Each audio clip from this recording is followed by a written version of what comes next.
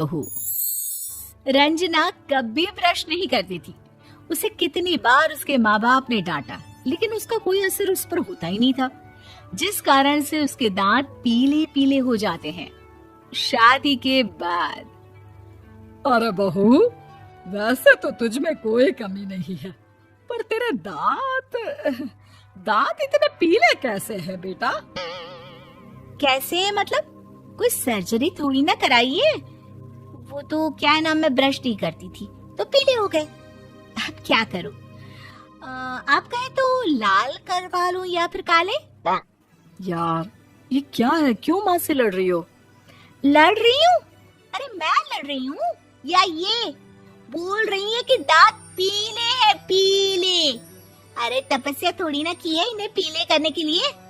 बकायदा ब्रश नहीं किया है 20 साल तक, तब जाकर। छी, कैसी बात कर रही हो? ये उस वक्त तो पीले नहीं थे जब हम लोग तुम्हें देखने आए थे। अरे तब साफ करवा लिया होगा डेंटिस्ट के पास जाकर। अब देखो कैसे पीले पीले लग रहे हैं। रंजना सास की तरफ गुस्से से देखती है।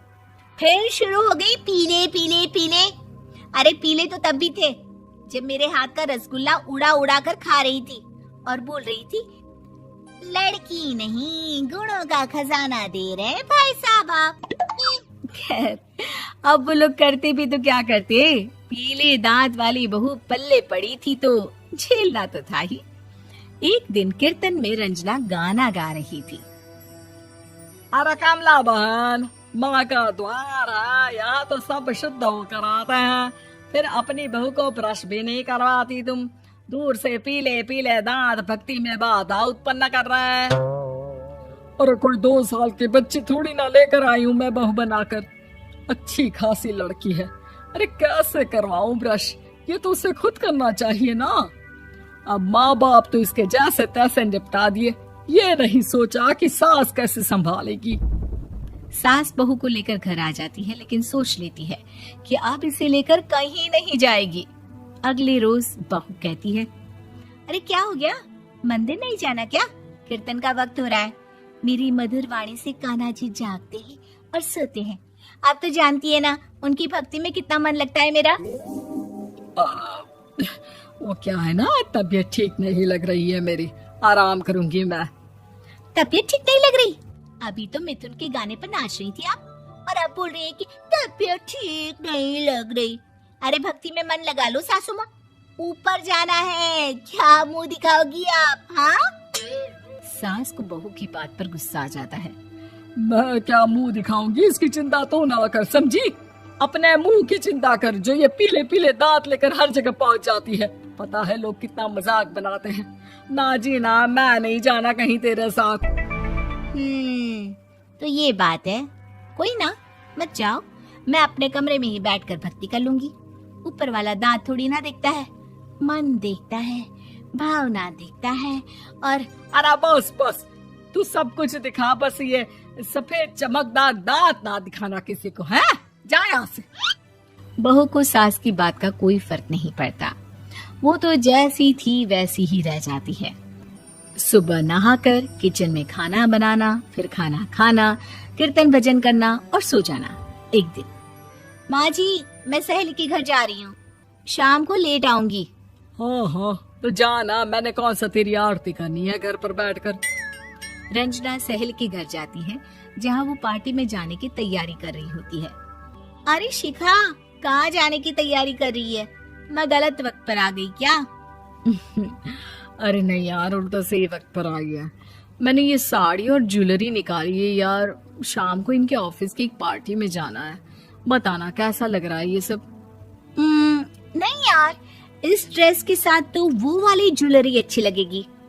हाँ हाँ सही बोल रही है, मैंने ध्यान ही नहीं दिया। वैसे तो हमेशा से मस्त फैशन सेंस रखती है।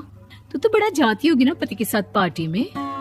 रंजना कुछ नहीं बोलती, बस सोचती है कि यार काश ये बात सही हो जाती, पर मैं क्यों नहीं जाती पार्टी में? क्या इन लोगों की कोई पार्टी होती नहीं होगी? रंजना घर आती है और रात में पति से सवाल करती है, एक बात बताइए, आप मुझे किसी पार्टी में क्यों नहीं ले जाते? क्या आपके यहाँ ऑफिस में पार्टी नहीं होती? पति बेचारा क्या कहता कि दांत पीले हैं तुम्हारे इसलिए। अरे कोई पार्टी होती नहीं हम लोगों के ऑफिस में, तो कहाँ से लेकर जाऊं? और मार्केट, मॉल, कहीं वीकेंड घूमना, कहीं तो। अरे यार, सारे हफ्ते में एक छुट्टी मिलती है, तो सोचता हूँ कि आराम ही कर लूं। क्यों? रंजना मन मार के रह जाती है। पहले कभी सास के साथ मंदिर जाया करती थी, लेकिन वो भी सास ने ले जाना बंद कर दिया। घर बैठी बैठी रंजना बोर हो जाती है। तभी उसे आइडिया आता है और वो मायके जाने का सोचती है। सासू माँ, 2 दिनों के लिए मम्मी के घर जा रही हूँ। अच्छा ठीक है, आराम से जा। और हाँ, माँ से कुछ अच्छी आदत सीख कर आना कि कैसे शरीर के हर भाग की तरह दांतों की सफाई भी जरूरी होती है, समझी? शुरू हो गई ना आप। वो लोग आपकी तरह नहीं है कि छोटी छोटी बात का बतंगड़ बना दे। उन लोगों के लिए मैं मायने रखती हूँ, ना कि मेरे पीले पीले दांत। रंजना माँ को बिना बताए उन लोगों को सरप्राइज देती है, लेकिन जैसे ही वो दरवाजे पर पहुंचती है, अंदर देखती है कि घर वाले कहीं जा रहे होते हैं। अब माँ, काश रंजना दीदी के दांतों वाली प्रॉब्लम नहीं होती, तो वो भी हम लोगों के साथ चलती ना बुआ जी की बेटी की शादी में। हाँ बेटा, लेकिन अब उसे कौन समझाए कि उसको उसके पीले दांत नहीं दिखते, लेकिन उसके आसपास के लोगों को कितना एम्बैरेसिंग फील कराते हैं। मुझे तो कितनी बार उसके स्कूल की टीचर ने शिकायत की कि उसके साथ कोई लड़की बैठना भी नहीं चाहती, और ना ही कॉलेज में कोई उससे बात करना चाहता था। लेकिन पता नहीं क्यों उसे ये बात समझ में ही नहीं आती। कोई कमी नहीं है उस लड़की में, बस यही कि दांत पीले हैं। वो तो भला हो जीजा जी और उनकी माँ का, जो दीदी को जैसी है वैसे ही रखा हुआ है।